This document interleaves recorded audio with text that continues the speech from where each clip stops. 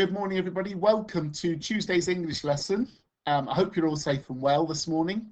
We're going to begin this morning with reading chapters 23 and 24 of Varjak Paul together. You'll find chapter 23 on page 164 of the ebook, which is on the website. Press pause while you're finding it and press play when you're ready to listen and follow. So press pause now. Okay, so we're about to start chapter 23. If you remember in chapter 22, Varjak had been working with Jalal in his dreams again, and Jalal had taught him about moving circles, about how to hit other cats if he needed to defend himself. And that's one thing that Jalal did say, is that you do what you need to do to protect yourself and no more. You do not hurt anybody deliberately for no reason. Okay, so chapter 23. Varjak woke from his dream in the alley. It was night time again. He and Holly had slept through the day. A streetlight buzzed on and off behind him. A full moon, round and white as a saucer of milk, shone comfortingly up above, but it was quickly smothered by street-back clouds. He decided to go to the litter tray. Holly was fast asleep, and they were still on Sally Bones territory. Well, it was all outside, wasn't it? The whole world was his litter tray. He could go wherever he pleased. He slouched out of the shadows and did his business by a heap of rubbish. What a relief that was. His awareness tingled. The fur on the back of his neck prickled. It felt like he was being watched. He swiveled to face the top of the alley and immediately wished he hadn't. A thin, white cat sat there. She was licking her claws, watching him with one ice blue eye. Where the other eye should have been was an empty socket. Her fur was spotlessly clean, but around her was the smell of darkness, of dank and deadly things and places. By her side prowled a dozen street cats, thick-necked and bristling, grimy as the city itself. They were bigger than the white cat, but somehow they looked like soft little kittens beside her. Good, was it, Sonny? She asked. Varjak couldn't answer. He kept staring at her, unable to speak. She was all muscle and bone. He could see her ribs. They jutted out as if they were trying to escape from her. Now, this isn't your territory, she said, flexing her bone-white claws. And you shouldn't ever do what you've just done all over someone else's territory, especially if that someone is me. She smiled a crooked smile, but her single eye stayed cold and hard. He had no doubt who he was looking at. No wonder poor Tam was so terrified of Sally Bones. Speak when the boss talks to you, growled a stripy Tom with slash marks all over his face. Varjak recognized him. Razor. Holly stood up beside Varjak. He didn't mean it, she said. He's new here. Her legs quivered, but her voice was steady. New, is he? Said the thin white cat. Her tail swished angrily. She nodded at the stripy Tom. Razor, why wasn't I told about this? The Tom began to shake. I didn't think it was important, boss. He's just a pet. The air seemed to shimmer for a moment, and then Razor howled and clutched his face. There was a fresh, new slash mark across one side, and the white cat's claws were tipped with blood. It's not your job to think, Razor, she hissed. It's your job to tell me everything. And if you can't do your job, I'll find someone else who can. Understand? Razor nodded, still clutching his face.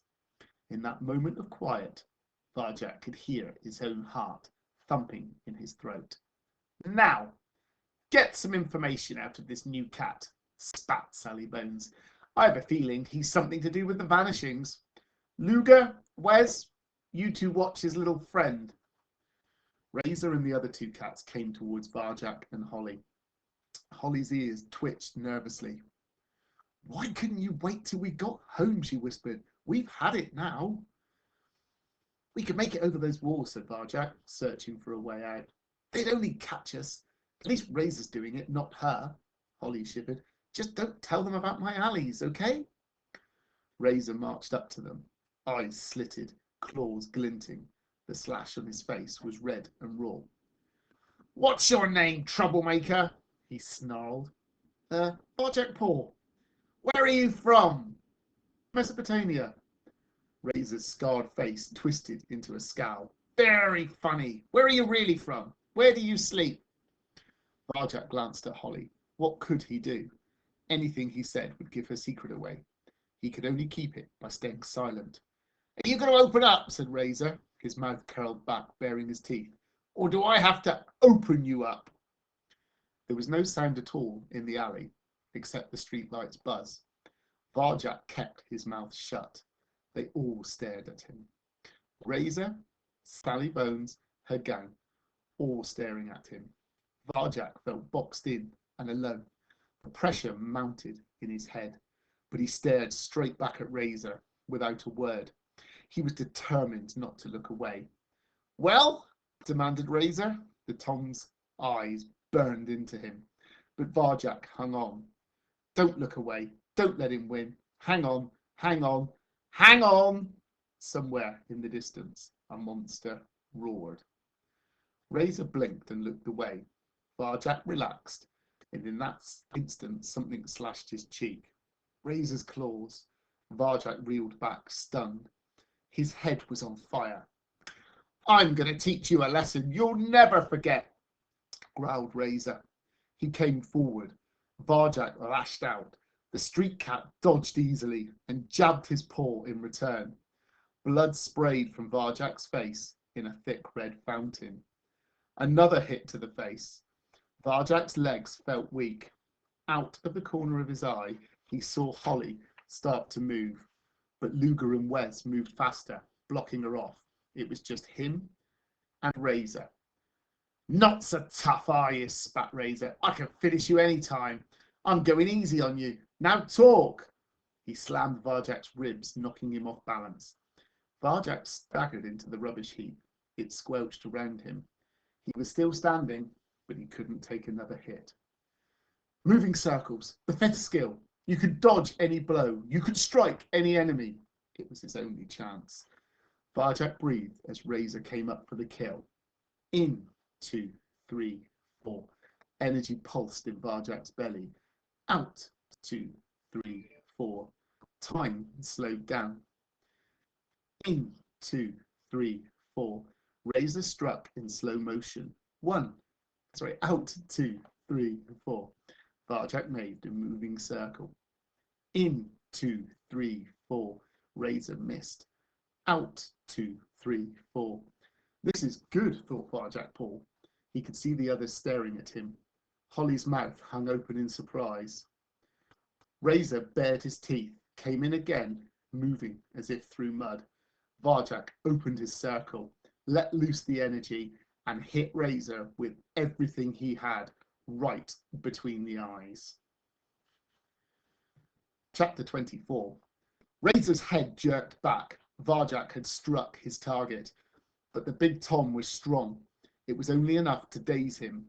He stepped out of Barjack's reach and shook his head as if he couldn't believe he'd been hit. "Enough!" Sally Bones shouted. Barjack looked to the top of the alley, but she wasn't there. "Where did you learn that?" her voice demanded from behind him. He wheeled about. There was the faintest shimmer of white, but she was gone again. "Who taught you?" she hissed from somewhere inside his head. And before Barjack knew what was happening, she had him pinned flat on the ground. White bones above him, single blue eye burning into him. He lost the rhythm of his breath, and everything sped up again. He was out of slow time. "Answer me," she said. "Who taught you?" He couldn't move. He couldn't hide. "Jalal," he cried, helpless. Sally Bones' one eye glittered like the moon. "Jalal," she said. "Jalal the Poor? He's been dead 100 years. What could you know of Jalal? What do you know?" "Slow time," gasped Barjack. "Moving circles." "You?" Sally Bones blinked. Something that might have been fear flashed across her face. "Is it you?" Before Barjack could answer, a long, low growl filled the air.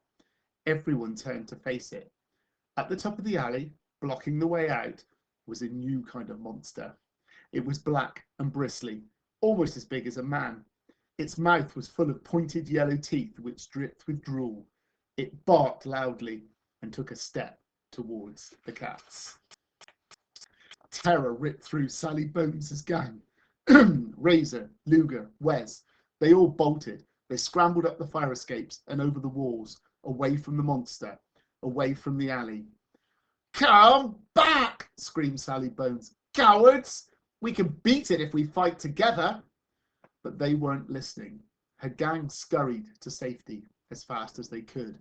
The thin white cat shook her head with contempt. She stood up reluctantly, letting Varjak go free. "We'll finish this another time, Varjak Paw," she said. There was a shimmer of white, and she was gone. In a single heartbeat, Varjak and Holly were alone with the monster. It looked confused. It barked at the walls, but didn't try to follow the cats up. "So, those Sally Bones stories are true," breathed Holly. She shook her head. "I don't know what was going on back there, but I'd swear you had them worried." Varjak's head was whirling. Sally Bones knew about Jalal. She knew about the way, much more than he did. She wasn't even scared of this monster. "Thanks for keeping quiet about the alley," said Holly. "Come on, let's get out of here before it gets us," she urged. The monster began to lumber towards them. Its big, blunt claws clacked on the pavement as it came. It was incredibly powerful. Even its tail looked as if it could knock them senseless. Varjak focused. What would Jalal do? Second skill, awareness. He looked into its eyes. They were cloudy black. There was pain in those eyes, and there was fear, almost terror, in its scent. It barked again, a deafening sound. Varjak didn't flinch. He just kept looking into its eyes. If he hadn't once stood before a roaring dog, he would have run away. But compared to those metal monsters, this frightened, barking animal was friendly. "What are you doing?" hissed Holly. "Let's go!" Varjak looked up. He could probably make it over a wall or onto a window ledge, like Sally Bones's gang. He gambled instead and trusted his instincts. This time, he wasn't going to run. He wasn't going to panic. He was going to stand his ground and face it down. "Don't be afraid," he said to the monster in the calmest voice he could manage. It opened its jaws. They were big enough to swallow him whole. "Don't be afraid," he whispered, and then it sprang at him. Slow time, and Holly leaped for cover, move in circles, but Varjak stood his ground, shadow walking. Wrong. The monster smashed into him. The world turned upside down, and everything went black again.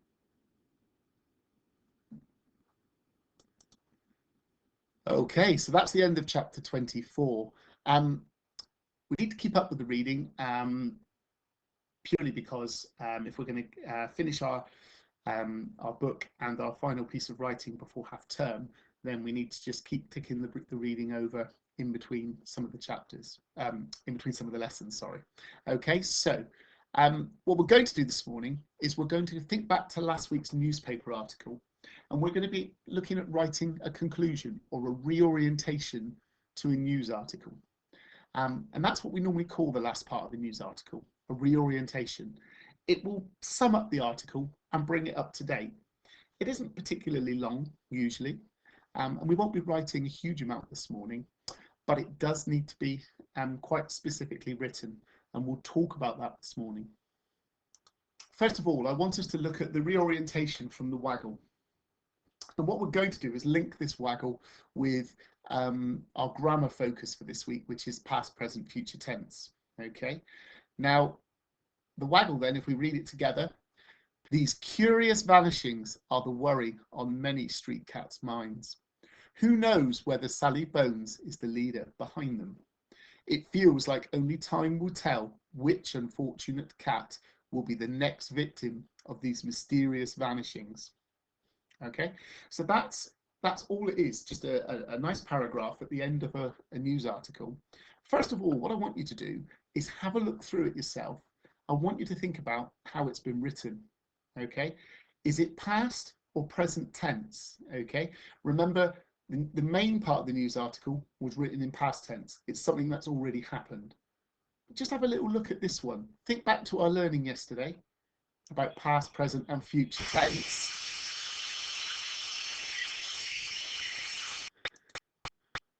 Sorry about that, I had a phone call come through. I want you to have a look at it. How's it been written? Is it in past or present tense? Press pause. Okay, so it's the only part of a newspaper article that's written in past tense, okay? Sorry, in present tense. The main part is always written in past because it's something that's already happened. But this part, these curious vanishings are the worry on many street cats' minds. It's a real worry not knowing if you're going to disappear. So you can see it is written mainly in present tense. And if I was to just highlight the words, you've got there are. That tells you that it's, you know, these curious vanishings are the worry on many street cats' minds. It is, that could be, you could argue that could be a present tense word. It is a real worry not knowing if you're going to disappear. Who knows whether Sally Bones is the leader behind them? It feels like only time will tell which unfortunate cat will be the next victim of these mysterious vanishings. Make sure it isn't you. Now, I've highlighted one part here in red because I think that could be, you could argue that could be a little bit of future tense in there because it's not happened. Which unfortunate cat will be the next victim?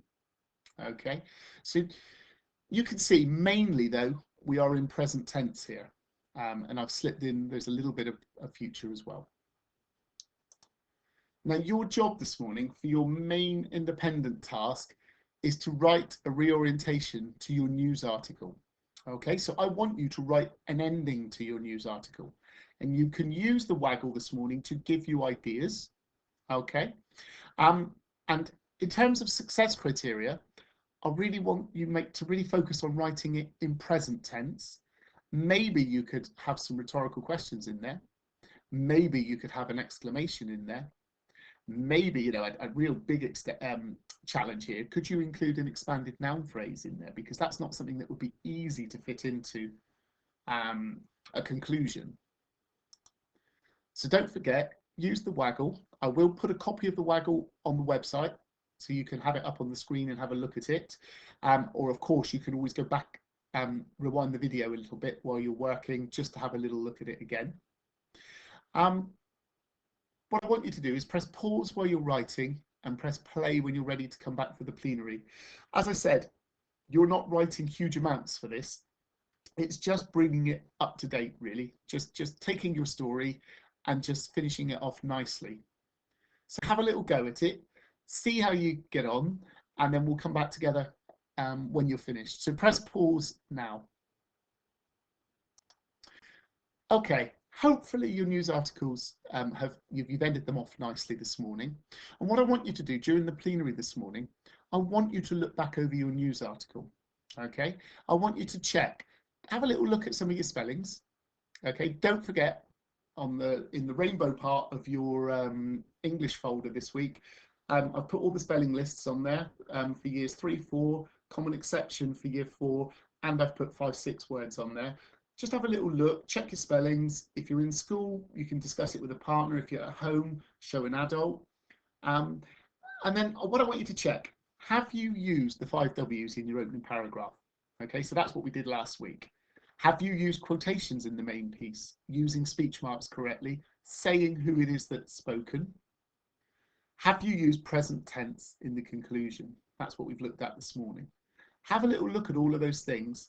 And what I want you to do, if you see that there's any things that you could make better, are there any words that you could upskill?